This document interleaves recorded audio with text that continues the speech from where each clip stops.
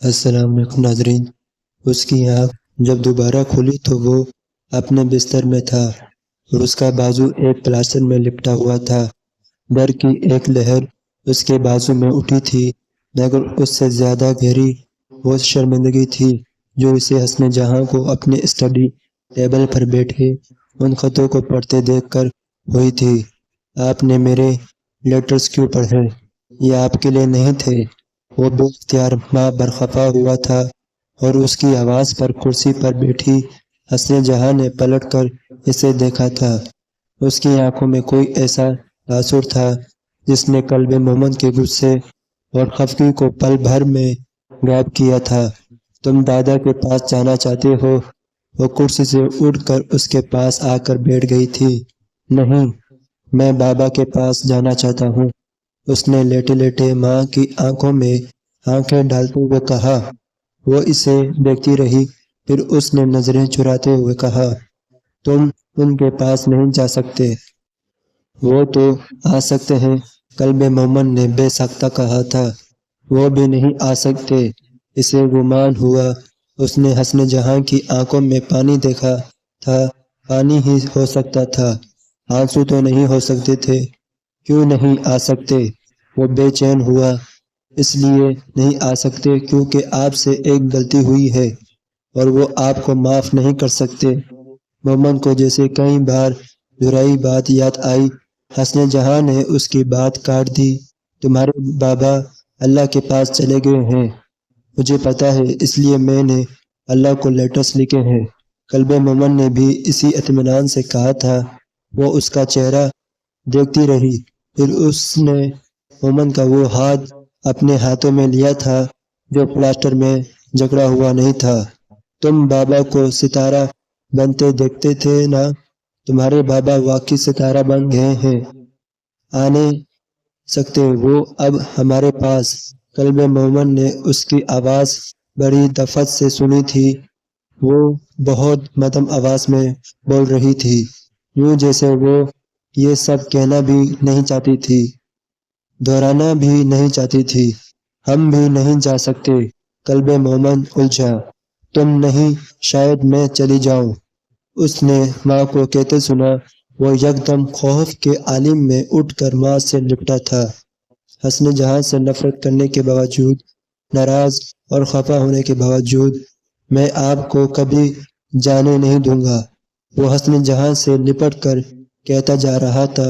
تم دادا کے پاس چلے جاؤ مومن، وہ اس سے کہہ رہی تھی۔ مومن اس کا چہرہ نہیں دیکھ سکتا تھا، مگر اندازہ کر سکتا تھا۔ وہ اس بار آنسو بہا رہی تھی، پانی نہیں۔ نہیں، میں دادا کے پاس نہیں جاؤں گا، آپ کے ساتھ رہوں گا، اس نے ماں سے وعدہ کیا تھا، یا شاید اپنے آپ سے وعدہ کیا تھا۔ کوئی جواب آیا نہیں۔ میں نے پہلے ہی کہا تھا، تم یقین ہے وہ خط اللہ کو مل گئے ہوں گے؟ ہاں، مل تو گئے ہوں گے، اللہ کو سب مل جاتا ہے۔ کتنے خط بھیجے ہیں تم نے اللہ کو؟ 30۔ یہ تو بہت سارے ہیں، اللہ کو جواب تو دینا چاہیے۔ ہاں، ٹیچر کہتے ہیں اللہ سب کو سنتا ہے اور سب کو جواب بھی دیتا ہے، مومن نے اس بار بے حد یقین سے کہا تھا۔ وہ اس دن اسکول کے گراؤنڈ میں اپنے 2 قریبی دوستوں کے ساتھ بیٹھا اپنا یہ راز شیئر کر رہا تھا جو وہ عام طور پر نہیں کرتا تھا، اور وہ دونوں بچے بے حد پرجوش اور متاثر ہوئے تھے۔ ان کے خطروں کے بارے میں بات کر رہے تھے جو مومن نے اللہ کو بھیجے تھے۔ تم لوگ کسی کو بتانا مت۔ ان سے بات کرتے کرتے مومن کو ہر بار کی طرح انہیں خبردار کرنا یاد تھا۔ دونوں نے بیک وقت نفی میں سر ہلا کر اس سے روز نہ کھولنے کا وعدہ کیا تھا۔ مومن، اگر اللہ نے کبھی بھی جواب نہ دیا تو ان دونوں بچوں میں سے ایک بچی ردا نے اس سے پوچھا تھا، وہ ضرور دیں گے۔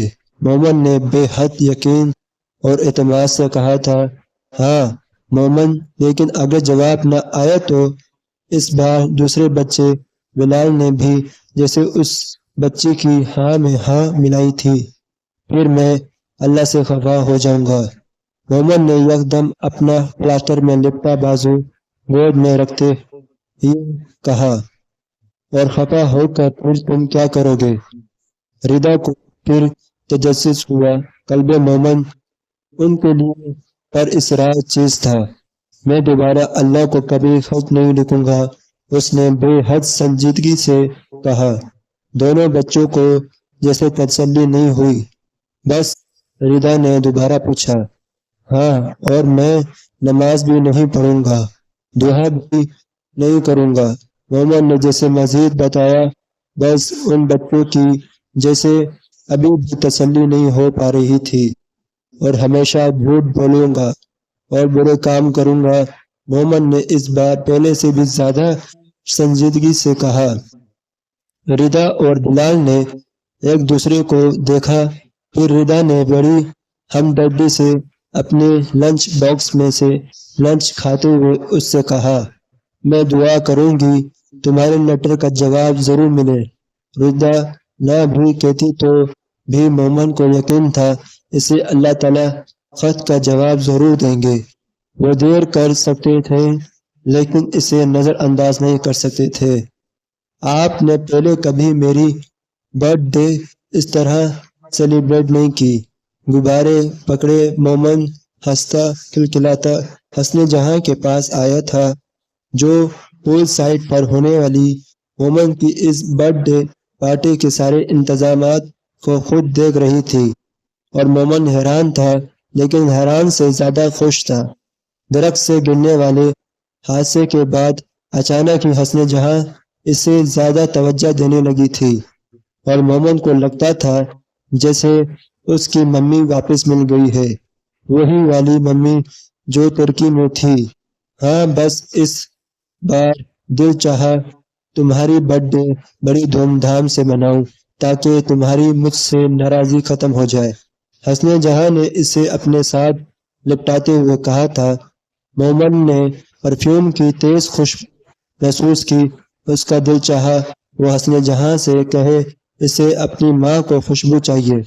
جب وہ ترکی میں پرفیوم نہیں لگاتی تھی اور وہ اس کو اپنے ساتھ لپٹاتی تھی تو مومن کو حسن جہاں کے باوجود سے اس اٹھنے والی خوشبو عجیب انداز میں محسوس ہوتی تھی۔ اس کے نرم گرم وجود سے اٹھتی ہوئی حسن جہاں کی اپنی خوشبو جیسے مومن لاکھوں خوشبوؤں میں بھی پہچان سکتا تھا۔ تمہارے دوست کب آ رہے ہیں؟ حسن جہاں نے اسے ساتھ لپٹاتے ہوئے پوچھا۔ پتہ نہیں، میں ویٹ کر رہا ہوں، مومن نے اسی طرح اس سے لپٹتے لپٹتے کہا۔ بڑے عرصے کے بعد وہ اس طرح اس کے ساتھ تھی اور کوئی نہیں تھا، سلطان بھی نہیں جو ہر وقت حسن جہاں کا سایہ بنا رہتا تھا۔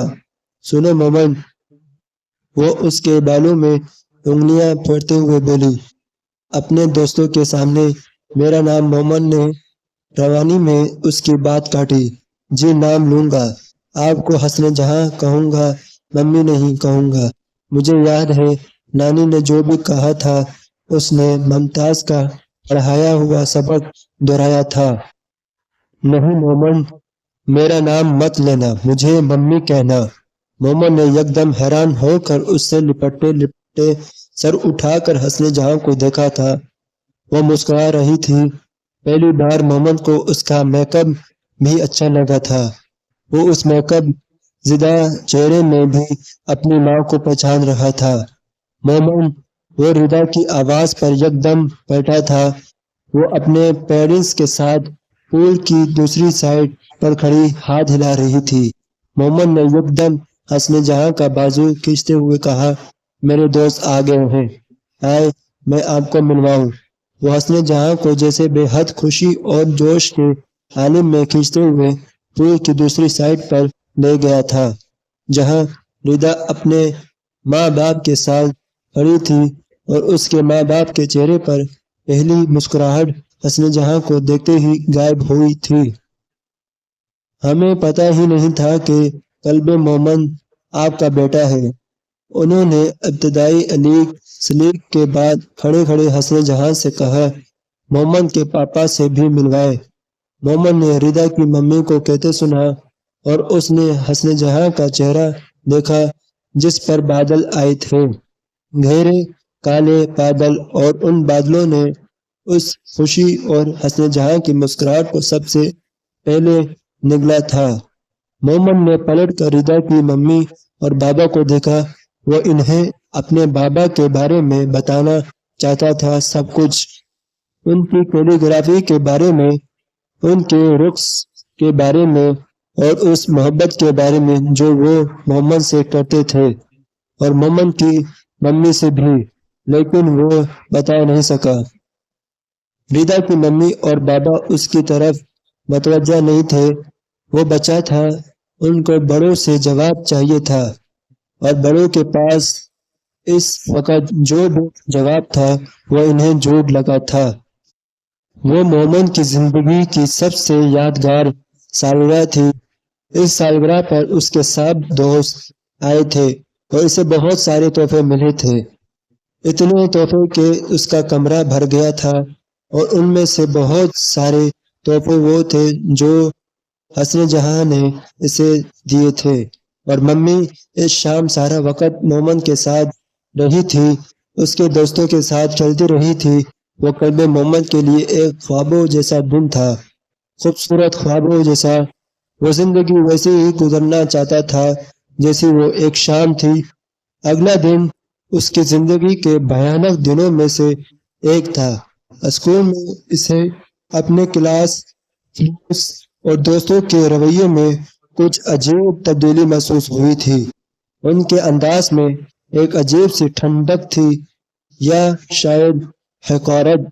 वो बच्चा था, लहजे पहचान सकता था, लेबल नहीं लगा सकता था, क्योंकि उसके पास इस उम्र में वो लेबल नहीं थे जो सिर्फ बड़ों को तजर्बा और जिंदगी देती है और जिसके बल बोते पर वो किसी की जिंदगी भी दागदार कर सकते थे।